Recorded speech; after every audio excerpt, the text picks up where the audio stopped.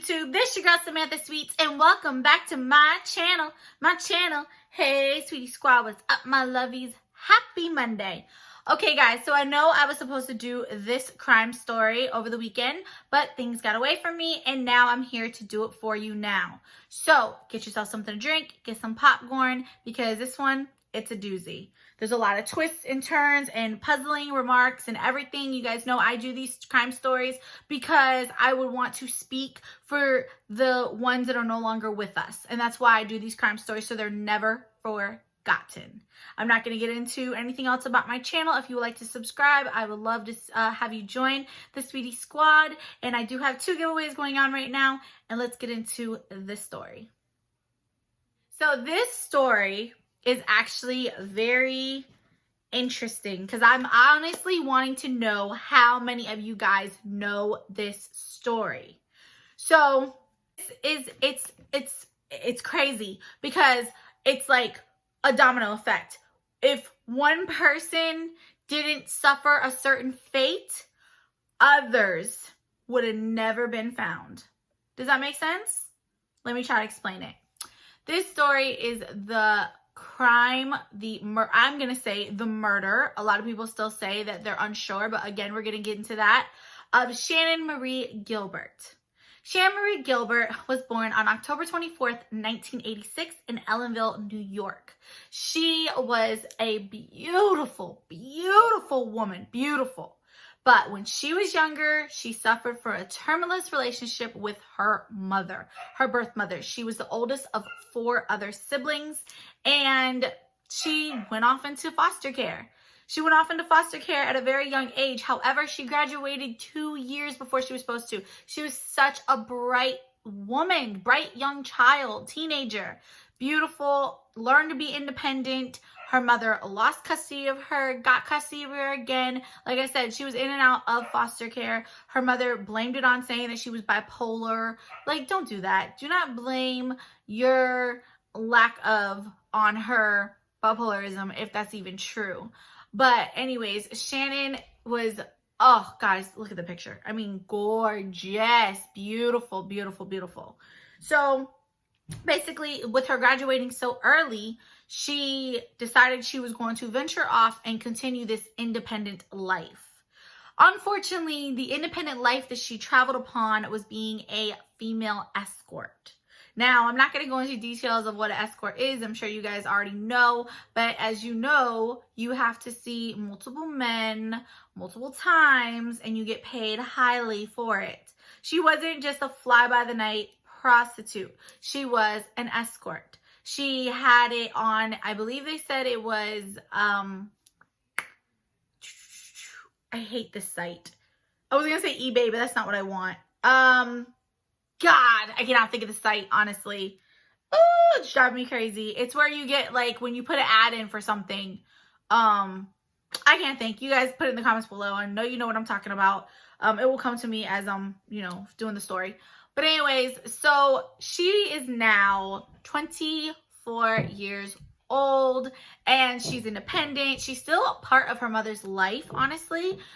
They did kind of grow back into a relationship, but her mother, I'm not gonna say she used her. That's what stories say. I'm never gonna say that, but she helped out. She always asked Shannan to help out with the household with her other 2 daughters, which one of her daughters suffers from high bipolarism, schizophrenia, and depression, and we're gonna get into that a little bit later of why that's important. So anyways, Shannan, like I said, she was a female escort. She made a lot of money. She had a boyfriend. She was very independent. She even had a personal driver, which is very important for this. So, okay, guys, sorry about that. So on May 1st, 2010, one night, Shannan went to go meet with one of her Johns. His name was Joseph Brewer, and he was a lot older than her. Remember, she's only 24 years old, and it was a regular. It wasn't someone new. Craigslist, that's the name, Craigslist. That's where she put her ads in, and then they would call you back. Shannan did not have 1 cell phone. She did not have 2 cell phones. Shannan had 5 cell phones for the type of business that she was in. Now, according to her mother, she had never been known to use drugs, but I think that goes without saying because her boyfriend had already agreed and admitted later on in the investigation that she did do drugs because it helped her cope with her occupation. We'll say that. I don't like to be very discreet. Well, I want to be discreet. I don't want to be, y'all know this is not easy. Let me finish. Okay, so again, on May 1st, 2010, Shannan went to go meet with Joseph Brewer, and this was now around like 2 o'clock in the morning, okay? And the saddest thing is that she was actually supposed to go afterwards. She was supposed to go meet with her. Well, I don't want to say afterwards. I guess she decided to do something else. But she had actually talked to her mother that afternoon because she was going to bring her mother some money to help pay the bills and see her sisters that she hadn't seen in a while. So it kind of is very sad that she didn't end up going there because otherwise she would still be alive. So she went to go see Joseph Brewer, and she, as always, her driver stays in the car. His name was Michael Pack, and she goes inside to handle her business. She's in there for about 2 hours, and then Joseph Brewer runs to Michael Pack's car and says, "You got to get this girl out of my house." And he's like, "What do you mean?" He's like, "I don't know, she's tripping, man. She's tripping bad." So Michael Pack decided to go in to see what was going on, and Shannan is crouched behind the couch, holding her cell phone, on the phone with 911, begging for help, saying that she was in some sort of trouble. This is now 4:30 in the morning, and she is saying that she is in some type of trouble and that they're going to kill her. So when I first read this story, I was like, this poor girl, she obviously has had bad drugs, or she's on some kind of a trip. Something is going on for her to believe that somebody was going to kill her. But then it all kind of adds up towards the end.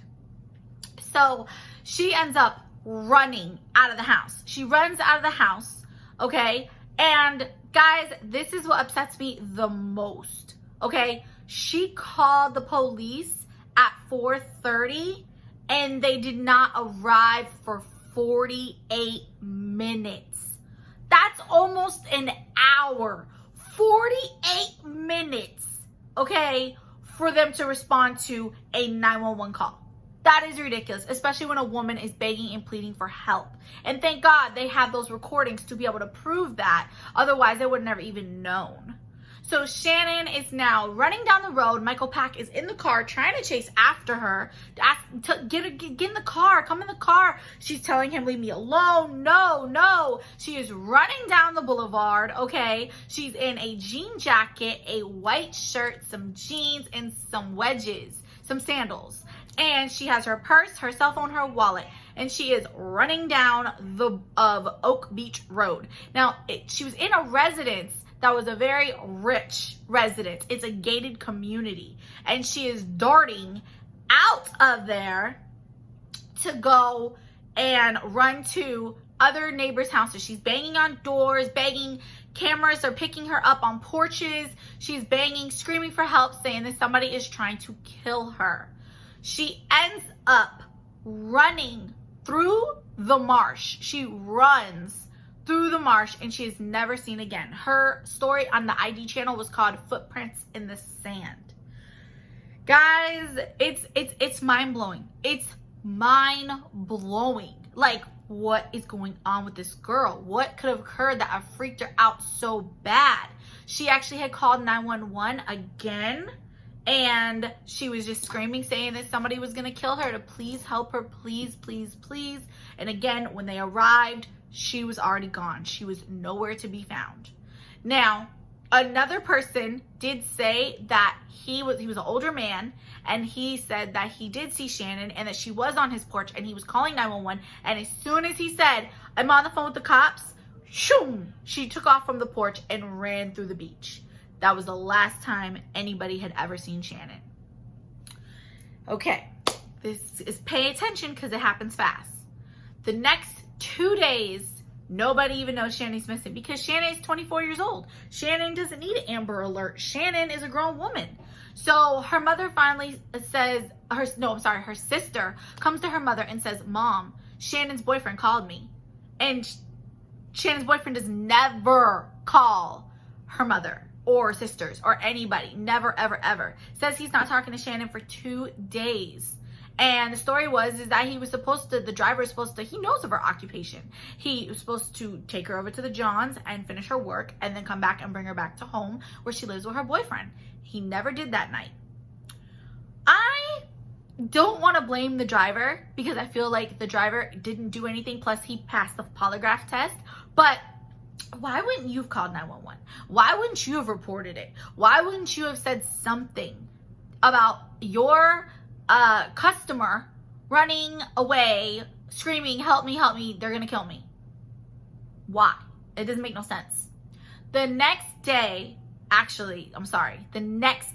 left this part out. The next day, before the 2 days of she's reported missing, the next day, the mother, Mari Gilbert, gets a phone call at 7 o'clock that morning from a doctor stating that he needs money that Shannan owes him. He says, I helped your daughter. She was here with me and I need the money. And she's like, what is your name again? And he hung up the phone immediately.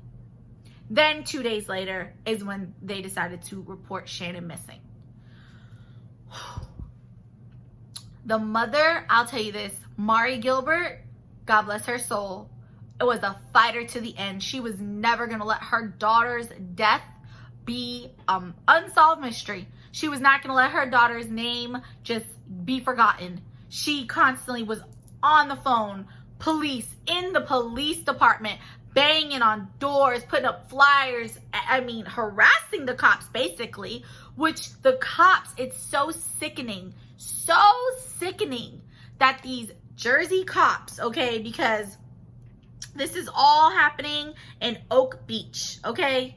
Oak Beach, yes, Oak Beach in Suffolk County. These cops were a joke, okay? They took her occupation as, oh, well, she knew what she got herself into and that she was just she was a runaway, is what they assumed. They didn't assume that something traumatic had happened. When they finally listened to the 911 calls, okay, after somebody had brought in her jacket that they found on the side of the road, after they brought in her jacket, okay, boom. They finally listened to the 911 calls and was like, okay, something has happened to this woman. Something has spooked this woman. Let's, go out, question people. They questioned a whole bunch of neighbors and all the neighbors passed their polygraph. They passed their polygraph. What more can you do? You pass the polygraph. But can you really pass a polygraph? Can you possibly fail a polygraph if you're smart, if you know how to control your breathing? I'm just saying. So on May 1st is when Shannan goes missing. On May 9th, a cop pulls over on the side of the road with his canine on the side of the beach and lets the dog out to use the bathroom. The dog runs into the woods and starts barking immediately. They find 4 sets of female human remains. Shannan goes missing on May 1st, and on May 9th, 4 sets of human remains were found. The dog had found a serial killer, a murderer's burial ground. We'll go ahead and say that. All across the beach. Wow. When I find out that one of these girls, we're in 2010 now, has gone missing since 1996, that is ridiculous. That is ridiculous that all these killings had occurred and nobody was looking for these women and nobody knew that there was a serial killer in the mist. So they do obviously autopsies and none of them are Shannan's, thank God. None of them. But sometimes, guys, is it better knowing or not knowing? That's the honest question. So all the 4 remains are women between the ages of 19 and 24. They were prostitutes. They were runaways. They were definitely forgotten. And that's why on the Netflix, I really wish you guys would watch the movie The Lost Girls. It is an amazing Netflix movie. I'm actually going to watch it with my mom again. I watched it on Sunday to do more research for this video that I'm doing right now. But this is the story of Shannan Gilbert and the Lost Girls. So again, like I said, the mother is not giving up. The mother is not stopping. The mother is fighting to the end to find out what happened to her daughter. The mother goes back to the residence of Mr. Brewer, and he's already passed his polygraph test, and she is now basically, I don't want to say harassing, but she is saying, you know, what happened? Tell me what happened to my daughter. And he says, your daughter was on drugs. Your daughter had a bad trip. Your daughter, you know, he was basically just blaming everything and not taking no responsibility. How do you just let a grown woman leave your house screaming in rage and terrified? So they, again, question more people. When they walk up to a doctor's house, okay? Dr. Peter Hackett, that's who he was. Dr. Peter Hackett, she ends up going up to the house and seeing that there were cameras outside of Dr. Peter Hackett's house. She knocks on the door. The wife of his opens it and she asks for the footage. The mother asks for the footage. She says that she needs to get her husband. The husband comes out and he says that it's on a 24-hour roll. It automatically just rolls over. She says, if you knew a woman went missing, because he recognized she was the mother from the TV. If you knew a woman went missing in this area, why would you not? Why would you not give him the footage? His slick self says, why didn't they ask? So she remembers now a doctor, the next day her daughter went missing, okay? Boom, calls her at 9 o'clock in the morning or 7 o'clock in the morning and says that he needs money and he helped his daughter. When she questions him about the phone call, he says, I beg your pardon? He says he never called her. He says he never knew who she was before her daughter went missing. It gets even more interesting. They were having a vigil at the beach for the loved ones that were found. The mothers and the sisters and the friends all came down from all different areas. New York, Chicago, Louisiana, Michigan. These girls were not even from this area, okay? They came down and they were actually doing a walk through the residence home, because the beach of where all these women were found was behind these rich people's houses. And after leaving Dr. Peter Hackett's house, the mother looks down and boom, a silver hoop earring is found in the grass right before his steps. It's Shannan's. She brings it to the investigator, who arrives because they called 911 on her, and they get there in 12 minutes. So a woman screaming for help, you couldn't get there but 48 minutes later. But a woman that is supposedly harassing rich folks, you can get there in 12 minutes? That is disgusting. Disgusting. Goodness gracious. This story just, it pisses me off. It pisses me off because I feel like things were just left alone. People were just not caring. They were not investigating. They kept calling the people prostitutes. They were mothers. They were someone's sister. They were someone's daughter, cousin, friend. And you dare just say prostitutes. Disgusting. Months pass and more remains are found. There was decapitated ones. There was legless ones. It was disgusting how many dead bodies were found upon this beach, but still no Shannan. Guys,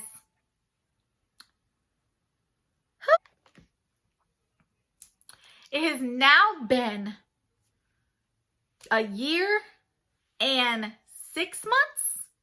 Yes, it's been 16 months since Shannan was last seen. The mother had been begging since the year before. Please check the marsh. please check the marsh. The marsh was actually directly across from Dr. Peter Hackett's house. It was behind his house. They said, please check the marsh, please. They didn't want to listen. They just didn't want to listen. The mother said, fine, let me get the jacket. I will take it to a DNA expert if you guys aren't going to do this. The investigator told him, we don't have it. When you said she was missing, we just assumed she was a runaway, so we got rid of the evidence. I'm like, what kind of police academy did these people go to? Okay, the one Eddie Murphy went to? I mean, seriously. So now it is December. The marsh is finally getting down. It's not as high up as it was. And the investigator kept saying that the reason they wouldn't check it is because a grown man could not get through that marsh. So how could a woman? Sexist. They decided to go through it. On the very first day, they're walking. They're halfway into the marsh, and they find Shannan's wallet, keys, cell phone, and purse.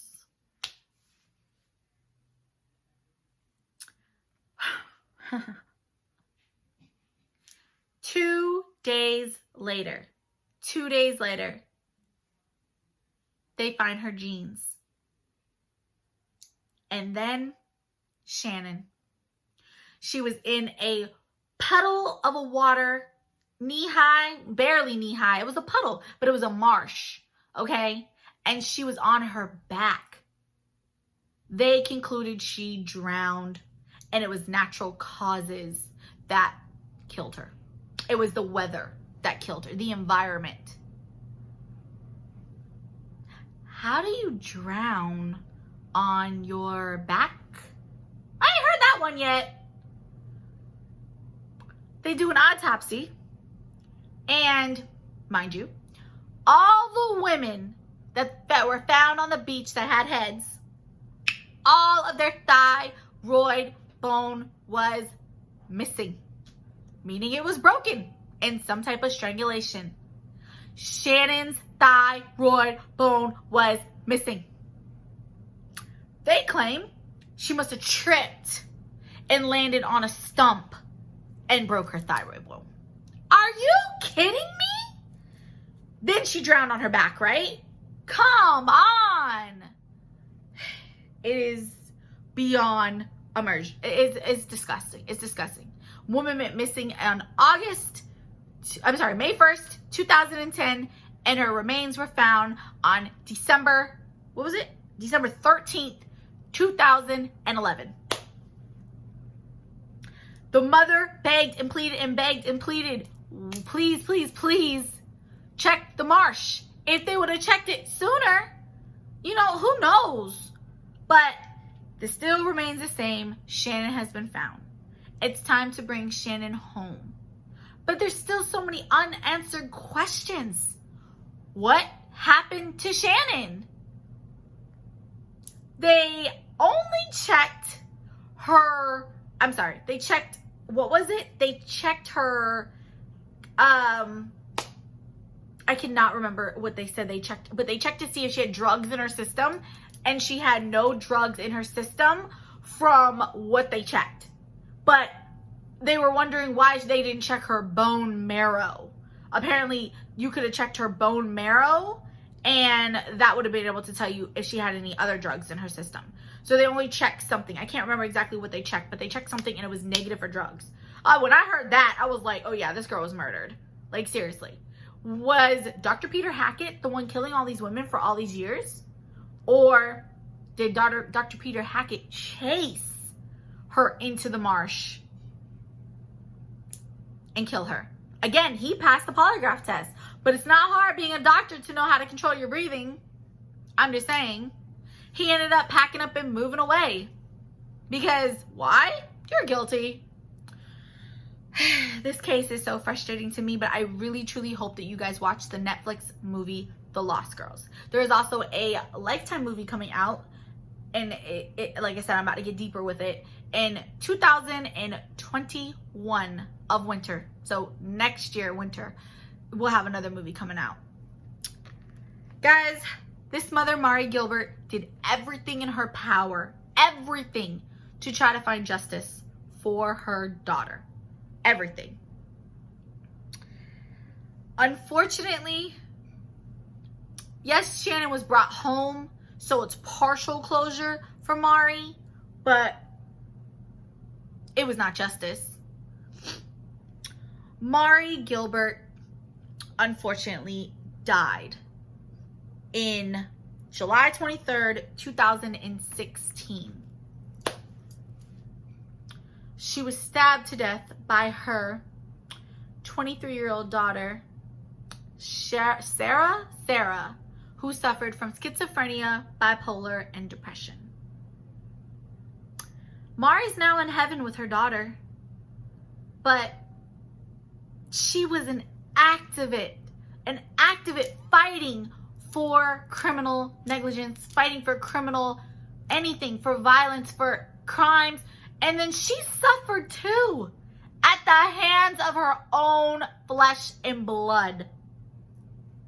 Talk about creepy. Okay? My heart goes out to that family, honestly, for the other daughter that's left without a mother and two sisters now. Because you have your one sister in prison, and then you have your other sister passed away. Like I said, when I first heard this case, I was floored. 7 people. 7 people. And then they said that those people, those other people, the 4 girls were identified. The other 3? No one even knows who they are. And there could still be more out there. If Shannan Gilbert would have never gone missing, would those 4 lost girls ever been found? That beach was a burial ground for some psycho who were dropping them bodies off since 1996 because he always wrapped them in burlap. The only person that wasn't wrapped in burlap was Shannan. The only person. The torso, the head of another person was burlap. Everything was burlap. I don't know if this is true, but a neighbor, Max something, came to the police and said, hey, I was over listening to my neighbor, Dr. Peter Hackett, and he was ordering a something burlap. He said he had went that night. It was about, 8 months before Shannan was found. He had gone that night to check in his garage, and he had a whole roll of burlap. But again, police, and again, I don't know if that's true because it was in the movie, but I couldn't find it on the online. The police said he lives on the beach. Every carpenter, every person has burlap. He's not a carpenter. He's not a painter. He's a doctor. What does he need burlap for? Again, like I said, I want to know in the comments below what you think happened. And I want to know in the comments below, do you feel justice was served? I mean, obviously, all of the answers are going to be no. But I truly want to know, have you heard of this story? So rest in peace to Shannan and Mari Gilbert. And I'm so glad that I could do this video for them. I will see you guys on the next video. As always, stay beautiful, stay blessed. Oh, I guess did I conclude? Never, ever has the Long Island beach killer been found. Never. I pray that someday all those people will have justice. Take care, sweetie squad.